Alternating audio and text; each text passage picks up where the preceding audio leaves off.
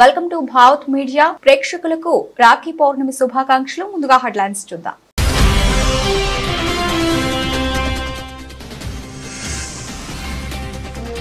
చిన్నారులతో రాఖీ వేడుకలు ఘనంగా జరుపుకున్న భారత ప్రధాని, సంతోషం వ్యక్తం చేసిన మోదీ.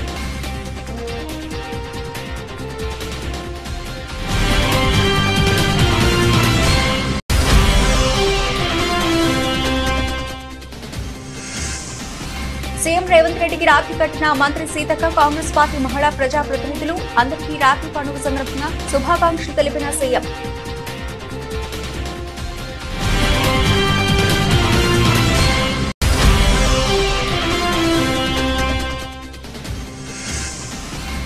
రాఖీ పర్వదినాన్ని పురస్కరించుకుని దేశవ్యాప్తంగా ఘనంగా రాఖీ వేడుకలు. ఏపీ సీఎం చంద్రబాబు రాఖీలు కట్టిన బ్రహ్మకుమారీలు.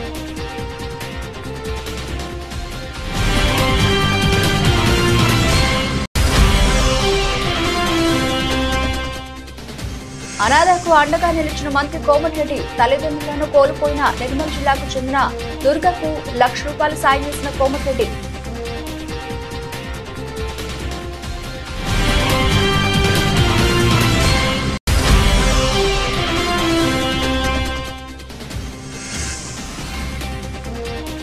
అండర్-19 ప్రపంచ కప్ షెడ్యూల్ విడుదల. 2025 జనవరి 18 నుంచి ప్రారంభం.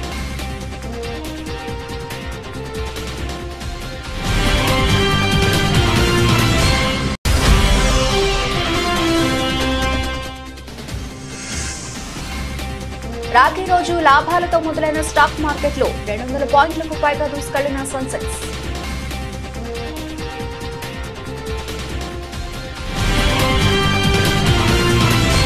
నేడు రాఖీ పౌర్ణమి సందర్భంగా పాఠశాల విద్యార్థులను కలిసి ప్రధానమంత్రి నరేంద్ర మోదీ రక్షాబంధన్ వేడుకలను ఘనంగా జరుపుకున్నారు. వారితో రాఖీ కట్టించుకుని సరదాగా టైం స్పెండ్ చేశారు.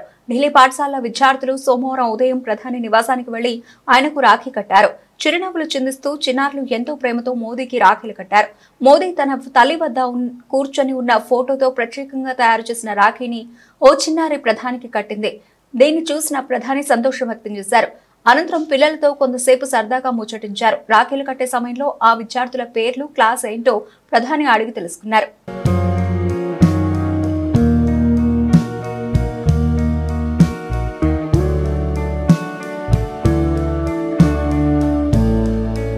సోదరి సోదరుల మధ్య అనురాగాలకు, ఆప్యాయతలకు ప్రతీక రాఖీ పండుగ అని మంత్రి సీతక్క అన్నారు. సోమవారం జూబ్లీహిల్స్ నివాసంలో ముఖ్యమంత్రి రేవంత్ రెడ్డికి మంత్రి సీతక్క, ఎంపీ కావ్య, ఎమ్మెల్యేలు వరుణికారెడ్డి, రాగమయ్యి, కార్పొరేషన్ల చైర్మన్లు మండ్రు శోభారాణి, నేరళ్ల శారద, కాల్వ సుజాత రాఖీ కట్టారు. అనంతరం అసెంబ్లీ ఆవరణలో మంత్రి సీతక్క మీడియాతో మాట్లాడుతూ రాఖీ పండుగ సందర్భంగా అందరికీ శుభాకాంక్షలు తెలియజేశారు. అమ్మాయిలను నువ్వు గౌరవించుకోవాల్సిన అవసరాన్ని రాఖీ పండుగ చాటి చెబుతుందన్నారు. మహిళా భద్రతకు పాటుపడదామని రాఖీ పండుగ సందర్భంగా అందరూ ప్రతిదినం పూనాలన్నారు. సోదరులందరూ బాగుండాలని ప్రతి ఆడబిడ్డ కోరుకుంటుందని తెలిపారు. సమాజంలో వస్తున్న రకరకాల మార్పుల వల్ల మహిళల పట్ల అనేక రకాల హింస జరుగుతోందన్నారు.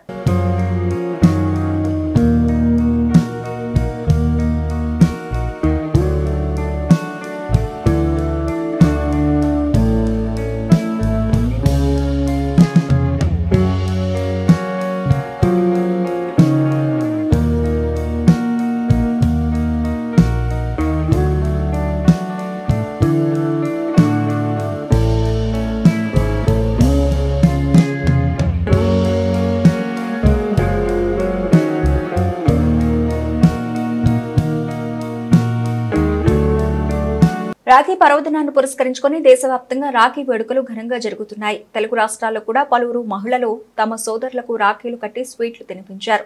పలువురు సినీ, రాజకీయ ప్రముఖులు కూడా కుటుంబాలతో కలిసి ఈ వేడుకలు జరుపుకుంటున్నారు. కేంద్ర మంత్రులు, వివిధ రాష్ట్రాల ముఖ్యమంత్రులు, ముఖ్య నేతల ఇళ్ల దగ్గర వారికి రాఖీలు కట్టేందుకు మహిళలు పోటీ పడుతున్నారు.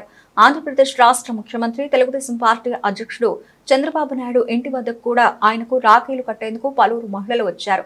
దాంతో ఉండవల్లిలోని చంద్రబాబు నివాసం సందడిగా మారింది. పలువురు మహిళా నేతలు, బ్రహ్మకుమారీలు ఆయనకు రాఖీలు కట్టారు. చంద్రబాబుకు మహిళలు రాఖీలు కడుతున్న దృశ్యాలను కింది వీడియోలో చూడొచ్చు. కాంగ్రెస్ సీనియర్ నేత సీనియర్ న్యాయవాది అభిషేక్ మను సింఘ్వి రాజ్యసభ అభ్యర్థిగా నామినేషన్ వేశారు. ఈ కార్యక్రమంలో Telangana CM Revanth Reddy, deputy CM Mallu Bhatti Vikramarka, మంత్రులు, ఎమ్మెల్యేలు, ఎమ్మెల్సీలు, ఎంపీలు, పార్టీ రాష్ట్ర వ్యవహారాల ఇన్ఛార్జ్ దీపాదాస్ మున్షి పాల్గొన్నారు. ఇటీవల జరిగిన సార్వత్రిక ఎన్నికల్లో రాజ్యసభ సభ్యులు పీయూష్ గోయల్, సర్బానంద సోనోవాల్, జ్యోతిరాదిత్య సింధియా, కామాఖ్య ప్రసాద్, వివేక్ ఠాకూర్, రాజ్ భోస్లే, బిప్లవ్ కుమార్ దేవ్, మీసా భారతి, దీపేంద్ర సింగ్ హుడా, కేసీ వేణుగోపాల్ లోక్సభకు ఎన్నికయ్యారు. దీంతో వారు తమ రాజ్యసభ సభ్యత్వాలకు రాజీనామా చేశారు. అదేవిధంగా ఒడిశాలో మమతా మహంతా, తెలంగాణలో కె కేశవరావు తమ పదవులకు పార్టీలకు రాజీనామాలు చేశారు. దాంతో దేశవ్యాప్తంగా మొత్తం 12 రాజ్యసభ స్థానాలకు ఖాళీలు ఏర్పడ్డాయి. ఈ ఖాళీ స్థానాలకు సెప్టెంబర్ 3న ఎన్నికలు జరగనున్నాయి. అభ్యర్థులు నామినేషన్ దాఖలు చేసేందుకు ఈ నెల 21 వరకు గడువు ఇచ్చారు. ఈ క్రమంలో తెలంగాణ నుంచి కాంగ్రెస్ అభ్యర్థిగా అభిషేక్ మను సింఘ్విని రంగంలోకి దించారు. దాంతో ఇవాళ ఆయన నామినేషన్ దాఖలు చేశారు. నామినేషన్ దాఖలకు ముందు ఆయన అసెంబ్లీకి వెళ్లారు. అక్కడ తెలంగాణ మంత్రులు శ్రీధర్ బాబు, తుమ్మల నాగేశ్వరరావు, పలువురు కాంగ్రెస్ ఎమ్మెల్యేలు, ఎమ్మెల్సీలు సింఘ్వికి స్వాగతం పలికారు. ఆయన మెడలో పూలమాలలు వేసి కాంగ్రెస్ కండువా కప్పి సత్కరించారు. నిర్మల్ జిల్లా తానూరు మండలం బెల్తరోడ గ్రామానికి చెందిన దుర్గా అనే చిన్నారి తల్లిదండ్రులను కోల్పోయి అనాథగా మారిన దీనగాథ గురించి సమాచార మాధ్యమాల్లో చూసిన మంత్రి కోమటిరెడ్డి వెంకటరెడ్డి చలించిపోయారు. తల్లిదండ్రులు ఉండడానికి ఇళ్లు లేక చిన్నారి పడుతున్న కష్టం ఆయన హృదయాన్ని కలిచివేసింది. ఎలాగైనా చిన్నారికి అండగా నిలవాలని మంత్రి భావించారు. స్వయంగా రంగంలోకి దిగిన దుర్గకు ఆర్థిక సహాయం అందేలా చర్యలు చేపట్టారు. తానూరు మండల తహసీల్దార్ లింగమూర్తి, ఎంపీడీఓ అబ్దుల్ సమద్ ద్వారా తన తనయుడి జ్ఞాపకార్థం నిర్వహిస్తున్న ప్రతీక్ రెడ్డి ఫౌండేషన్ నుంచి ₹1,00,000 ఆర్థిక సహాయం అందించారు. అంతేకాదు చిన్నారి తాను ఎంతవరకు చదివితే అంతవరకు చదివిస్తానని, అన్ని సౌకర్యాలు కల్పించి పెళ్లయ్యేంత వరకు అండగా ఉంటానని దుర్గకు మాటిచ్చారు. చిన్నారితో వీడియో కాల్ మాట్లాడిన మంత్రి కోమటిరెడ్డి వెంకటరెడ్డి అధైర్యపడొద్దని, తాను ఉన్నానని భరోసా కల్పించారు. ప్రతి నెల ఖర్చుల కోసం పంపుతానని, ఉండడానికి ఇళ్లు కూడా కట్టిస్తానని హామీ ఇచ్చారు. తర్వాత పాపను కలుస్తానని మంత్రి తెలిపారు. ఈ కార్యక్రమంలో కోమటిరెడ్డి బ్రదర్స్ అభిమాని స్థానిక నాయకులు సతీష్ రెడ్డి, చిన్నారెడ్డి, కోటే కృష్ణ, స్థానిక తాజా మాజీ సర్పంచ్ సాయినాథ్, మాజీ ఎంపీడీసీ మధు పటేల్, దేవదాసు తదితరులు పాల్గొన్నారు.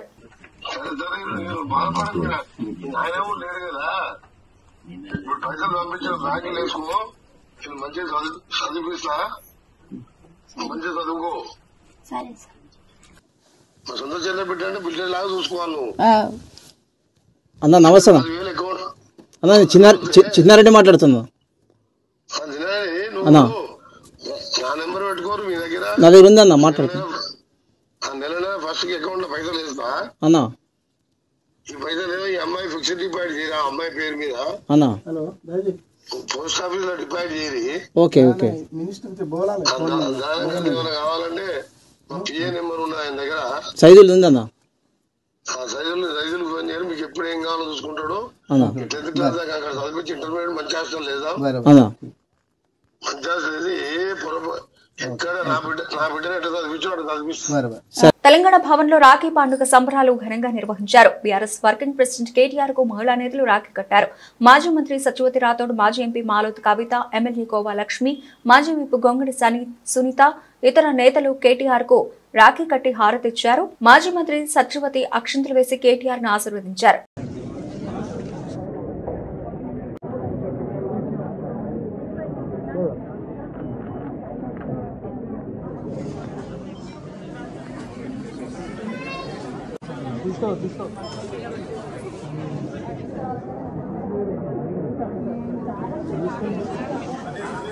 క్రీడా రంగంలో జాతీయ, అంతర్జాతీయ స్థాయిలో ఆది నుండి శ్రీకాకుళం జిల్లాకు ఎంతో గుర్తింపు, గౌరవం ఉన్నాయని కేంద్ర పౌర విమానయాన శాఖ మంత్రి కింజారపు రామ్మోహన్ నాయుడు అన్నారు. సోమవారం శ్రీకాకుళం ప్రభుత్వ డిగ్రీ కళాశాల ఆవరణలో గత 2 రోజులుగా శ్రీకాకుళంలో జరుగుతున్న 11వ జూనియర్ అంతర్జిల్లాల సాఫ్ట్ బాల్ పోటీలో విజేతలకు బహుమతులు ప్రదానం చేశారు. ఈ సందర్భంగా ఆయన మాట్లాడుతూ ప్రపంచ క్రీడా రంగంలో భారత్ అగ్రస్థానంలో ఉండడానికి కేంద్ర ప్రభుత్వం అమలు చేస్తున్న క్రీడా పాలసీ కారణమన్నారు. ఖేలో ఇండియా రాకతో క్రీడా రంగంలో విప్లవాత్మక మార్పులు వచ్చాయని అన్నారు. బడ్జెట్లో క్రీడలకు అగ్రతాంబూలం ఇస్తున్నామని అన్నారు. శ్రీకాకుళం రూరల్ మండలం పాత్రని వలస వద్ద 30 ఎకరాల్లో ఖేలో ఇండియా పథకంలో అన్ని రకాల క్రీడలను అభివృద్ధి చేస్తున్నామని, ఈ ప్రాజెక్టు రానున్న 2 ఏళ్లలో పూర్తి చేస్తామని హామీ ఇచ్చారు. ఆల్రెడీ కాస్త ప్రయత్నం చేశాం, కానీ ఈ రోజు ఉన్నటువంటి పొజిషన్ లో ఖచ్చితంగా సాధించాల్సినటువంటి బాధ్యత ఉంది కాబట్టి దాన్ని మళ్ళీ పట్టుకొని అతి త్వరగా ఆ కార్యక్రమాన్ని చేకూర్చే బాధ్యత కూడా నేను తీసుకుంటానని ఈ సందర్భంగా తెలియజేసుకుంటూ, ఎప్పుడూ కూడా సొంత లబ్ధి కోసం కాకుండా క్రీడలకి ఏ రకంగా లబ్ధి జరుగుతుందనే ఆలోచనలు ఇలాంటి వేదికల దగ్గరికి వచ్చినప్పుడు క్రీడల పట్ల ఆసక్తి చూపిస్తున్నటువంటి పెద్దలందరూ కూడా మా దృష్టిలో వేస్తున్నారు అంటే ఎంత కమిట్మెంట్ తో వాళ్ళందరూ కూడా ఉన్నారు. నిజంగా నాకు గర్వం వస్తుంది. అంటే అందరికీ చాలా మందికి ఉన్నా సరే కొంతమంది రాలేరు, కొంతమంది పార్టిసిపేట్ చేయరు, కొంతమందికి అవకాశం రాదు. కానీ మీ అందరికీ కూడా వచ్చిందనంటే మీరు విజేతలే. మీరు ఫస్ట్ వస్తే విజేతలు కాదు, మీరు పార్టిసిపేట్ చేయడానికి ట్రై చేయాలి. మేము పార్టిసిపేట్ చేయాలి, మేము గేమ్స్ లో పాల్గొనాలి అని ఎప్పుడైతే ఒక ఆలోచనతో మీరు ఇక్కడికి వచ్చి ఈ 3 days కూడా పార్టిసిపేట్ చేశారో అప్పుడే మీరు విజేతలు అయ్యారు. కాబట్టి ఓటమిగా మీరెవ్వరూ కూడా భావించొద్దు. మొదటి స్థానం రాలేదనంటే మళ్ళీ పార్టిసిపేట్ చేయండి.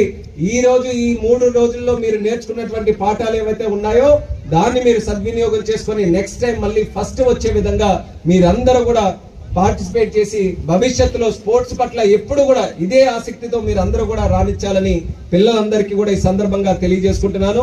మరొకసారి ఇంత బ్రహ్మాండంగా ప్యారిస్ లో 6 మెడల్స్ మనం సాధించుకున్నాం.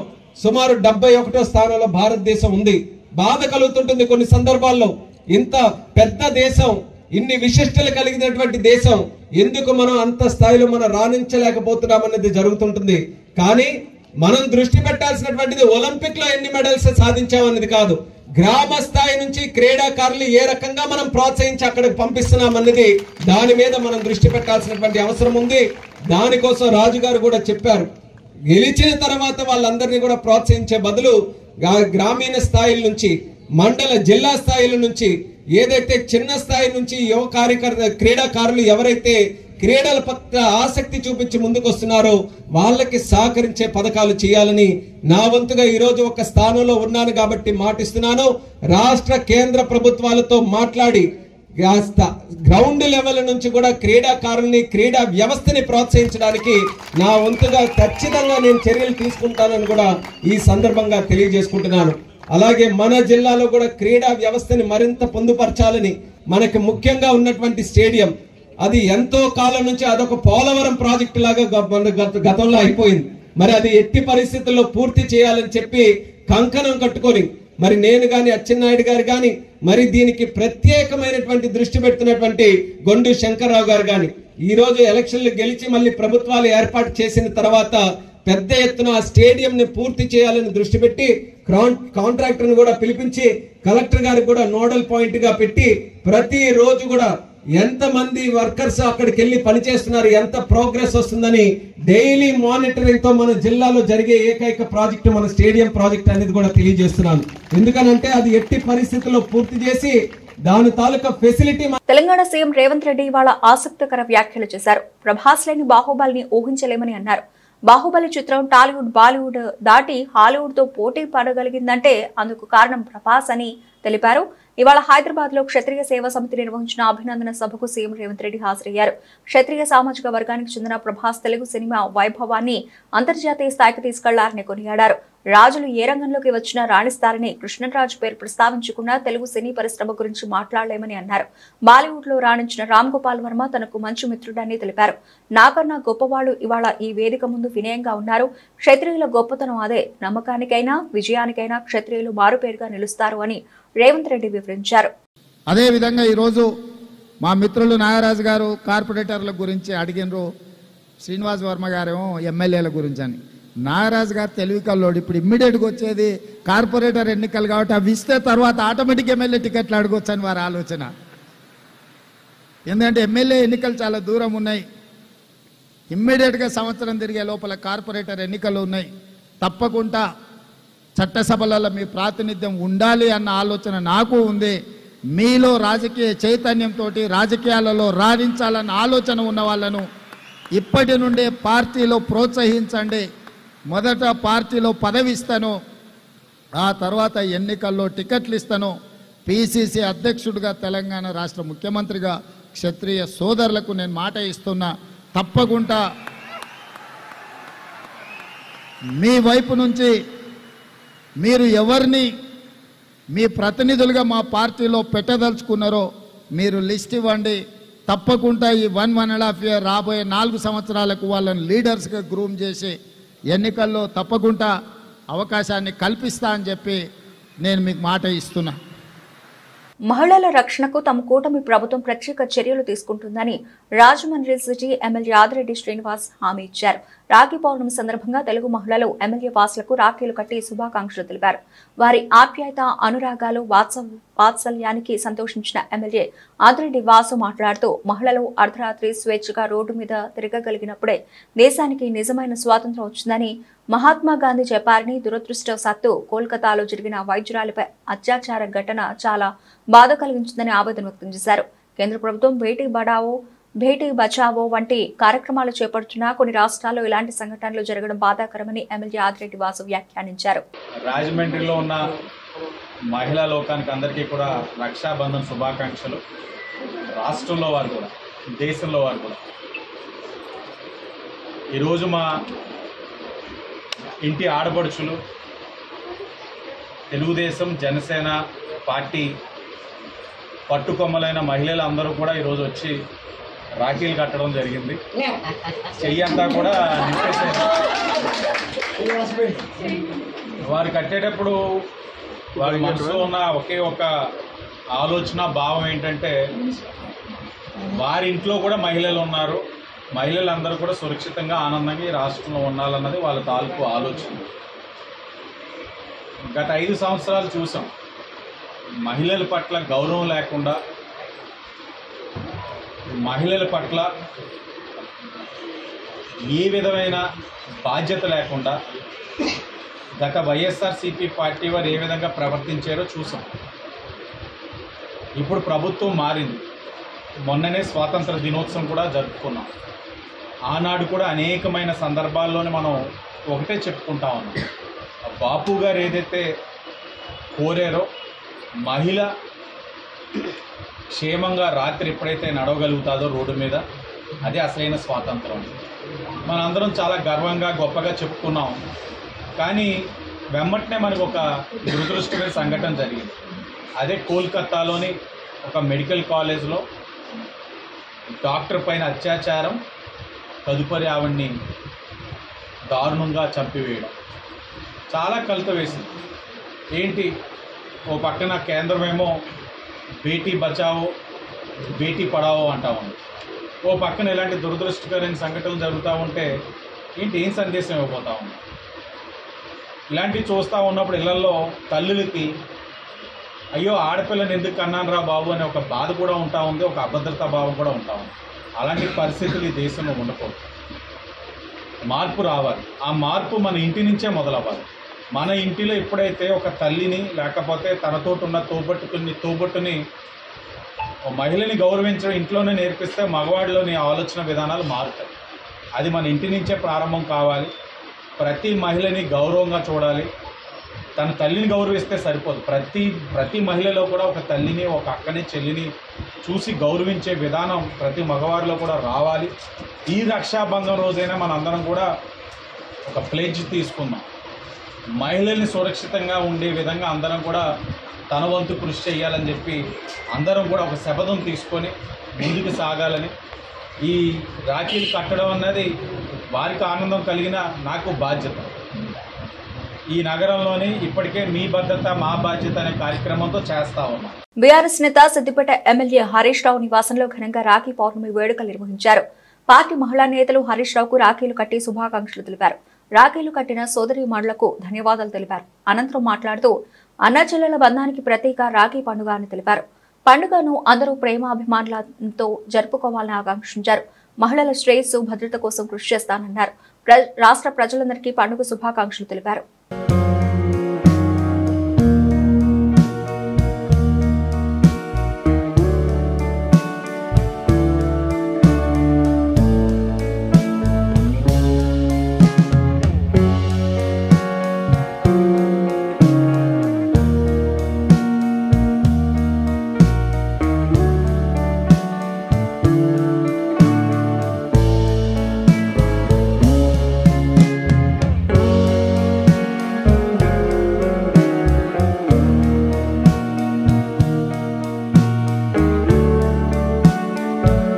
శ్రీలంక వాణిజ్య పర్యావరణ శాఖల మంత్రి Sadasivan Velandaren BRS working president KTR తో మర్యాదపూర్వకంగా భేటీ అయ్యారు. 2014లో భారతదేశంలో కొత్తగా ఏర్పడిన తెలంగాణ రాష్ట్రం కేవలం 10 ఏళ్ల కాలంలోనే సాధించిన అద్భుత ప్రగతి గురించి గతంలో తాను శ్రీలంక పార్లమెంట్ లో ప్రస్తావించినట్టు ఈ సందర్భంగా సదాశివన్ కేటీఆర్ కు తెలిపారు. హైదరాబాద్ లోని కేబుల్ బ్రిడ్జ్ పరిసర ప్రాంతాల అభివృద్ధిని చూస్తే సింగపూర్ ను తలపించేలా ఉందని ప్రశంసించారు. ఐటీ పరిశ్రమల మంత్రిగా కేటీఆర్ తెలంగాణను పెట్టుబడులకు కేర్ ఆఫ్ అడ్రస్ గా మార్చిన తీరును సదాశివన్ అభినందించారు. ఓవైపు ప్రపంచవ్యాప్తంగా నిరుద్యోగ సమస్య పెరిగిపోతూ ఉంటే 10 ఏళ్ల బీఆర్ఎస్ పాలనలో హైదరాబాద్ ను అవకాశాల అక్షయ పాత్రగా మార్చిన తీరు అందరికీ స్ఫూర్తిదాయకమన్నారు. ఈ సందర్భంగా కేటీఆర్ మాట్లాడుతూ 14 ఏళ్ల సుదీర్ఘ పోరాటంతో సాధించిన తెలంగాణలో గత 10 ఏళ్ల పాలనను ఓ యజ్ఞంలా సాగించామని, అందుకే అనతి కాలంలోనే అసాధారణ ఫలితాలు సాధించగలిగామని వెల్లడించారు.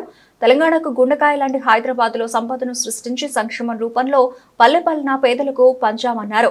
పారిశ్రామిక రంగానికే కాదు పర్యావరణానికి కూడా సమ ప్రాధాన్యం ఇచ్చామని, తెలంగాణలో 7.7% గ్రీన్ కవర్ ను పెంచడం దేశంలోనే అరుదైన రికార్డని గుర్తు చేశారు.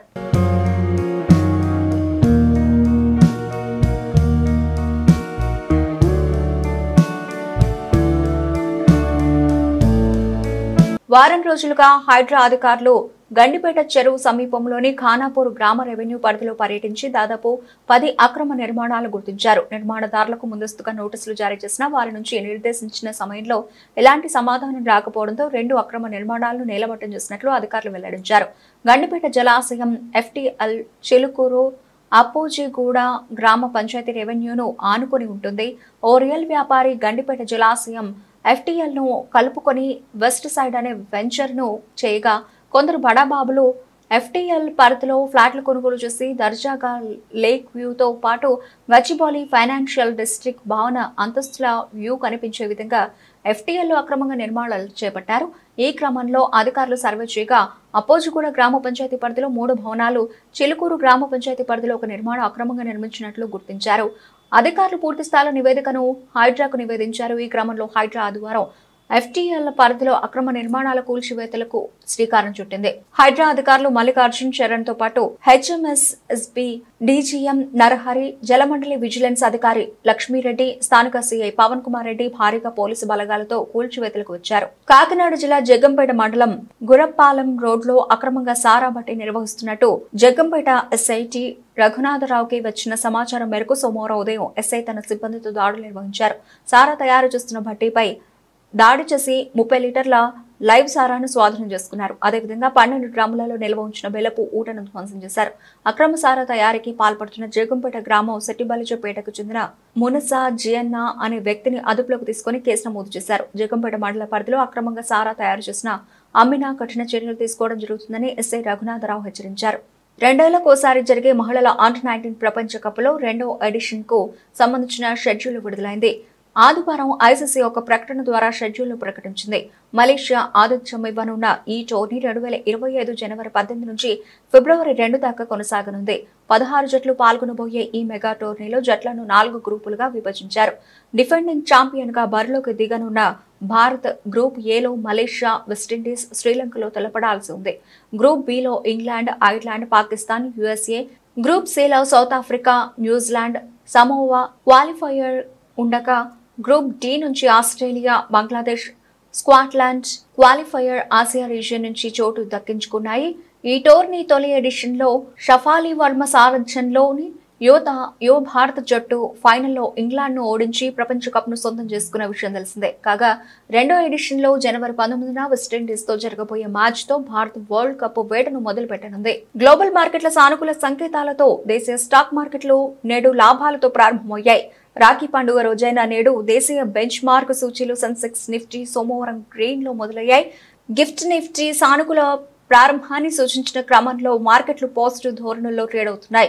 ఈ నేపథ్యంలోనే ఉదయం 9:16 సమయంలో సెన్సెక్స్ 80,665 స్థాయిల వద్ద 200 పాయింట్లకు పైగా దూసుకెళ్లింది. అదే సమయంలో నిఫ్టీ 50, సూచీ 70 పాయింట్లకు పైగా పెరిగి 24,628 స్థాయికి చేరుకుంది. మరోవైపు బ్యాంక్ నిఫ్టీ మిడ్ క్యాప్ సూచీలు కూడా లాభాల్లోనే కొనసాగుతున్నాయి.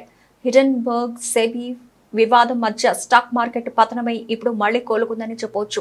ఈ నేపథ్యంలోనే ప్రస్తుతం BPCL, ONGC, Shriram finance, NTPC, జైటాన్ కంపెనీల షేర్లు టాప్ 5 లాభాల్లో ఉండగా M&M, HDFC life, Tata motors, Grasim, Nestle సంస్థల స్టాక్ స్టాక్స్ టాప్ 5 నష్టాల్లో ఉన్నాయి. రంగాల వారీగా నిఫ్టీ, పిఎస్యు బ్యాంక్, ఓఎంసీలు మీడియాలో ఒక్కొక్కటి 1% పైగా లాభపడి టాప్ గెయినర్లుగా ఉన్నాయి. ఇదే సమయంలో నిఫ్టీ స్మాల్ క్యాప్ 1% పెరగగా మిడ్ క్యాప్ 0.41% పెరిగింది. బులెటిన్ ముగించే ముందు హెడ్లైన్స్ మరోసారి.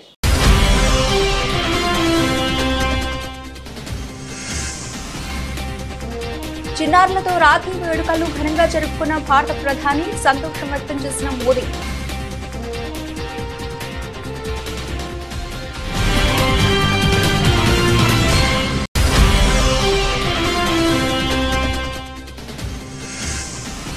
సీఎం రేవంత్ రెడ్డికి రాఖీ కట్టిన మంత్రి సీతక్క, కాంగ్రెస్ పార్టీ మహిళా ప్రజాప్రతినిధులు. అందరికీ రాఖీ పండుగ సందర్భంగా శుభాకాంక్షలు తెలిపిన సీఎం.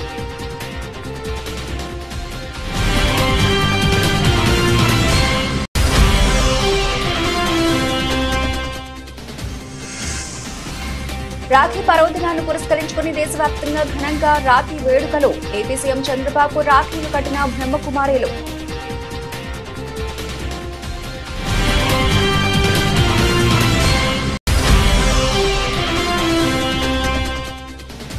అనాథకు అండగా నిలిచిన మంత్రి కోమటిరెడ్డి. తల్లిదండ్రులను కోల్పోయిన నిర్మల్ జిల్లాకు చెందిన దుర్గకు ₹1,00,000 సాయం చేసిన కోమటిరెడ్డి.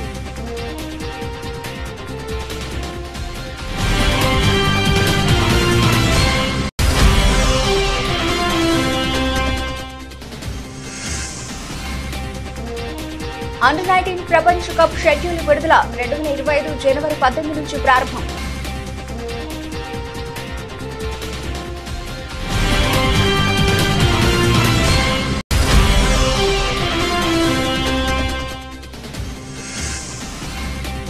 రాఖీ రోజు లాభాలతో మొదలైన స్టాక్ మార్కెట్లు. 200 పాయింట్లకు పైగా దూసుకెళ్లిన సెన్సెక్స్.